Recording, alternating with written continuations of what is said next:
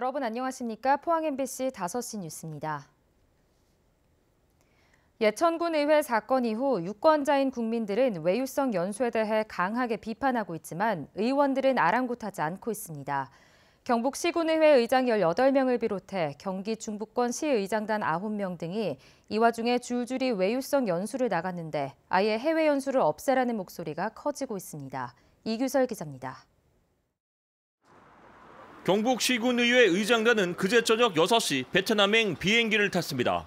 3박 5일 일정에는 베트남 옌뜨 국립공원과 하롱베이 관광, 전통 마사지도 포함되어 있습니다.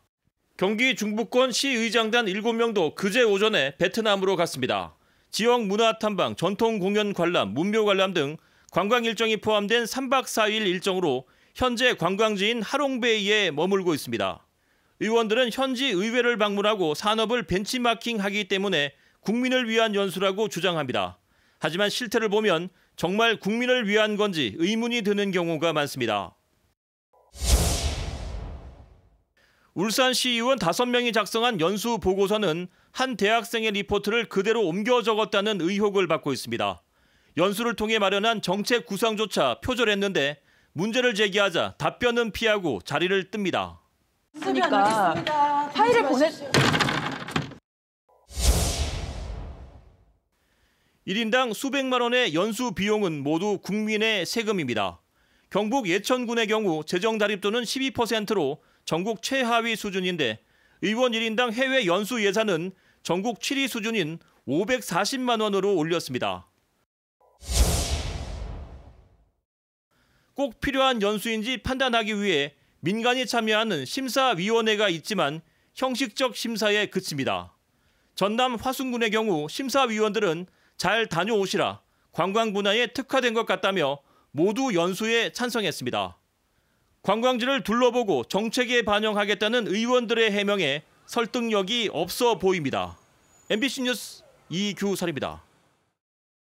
예천군 의원의 폭행 파문 이후 베트남으로 연수를 떠나 논란을 빚은 경북 시군의회 의장들이 당초 일정보다 이틀 앞당겨 오늘 조기 귀국했습니다. 서재원 경북 시군의회 의장협의 회장은 오늘 귀국 후 기자들을 만나 지난해 말 연수가 잡혀 있어 예약 취소에 따른 위약금 부담이 있었고 공식 기관 방문을 취소하면 앞으로 해당 국가 방문을 거절하겠다는 베트남 정부의 입장을 고려해 내린 결정이었다며 도민들의 이해를 구했습니다. 서 의장은 경위야 어쨌든 출발 전 예천군 의회 사태의 심각성과 도민의 정서를 헤아리지 못한 점은 송구하다며 자성의 계기로 삼겠다고 밝혔습니다.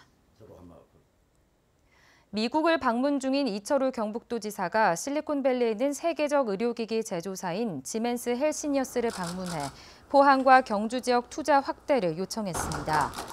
경상북도는 지멘스 헬시니어스의 초음파 진단기 사업본부와 도내 투자 확대를 위한 MOU를 체결하는 한편 포항에서 현재도 의료 장비를 생산 중인 지멘스 측에 추가 투자를 요청했습니다.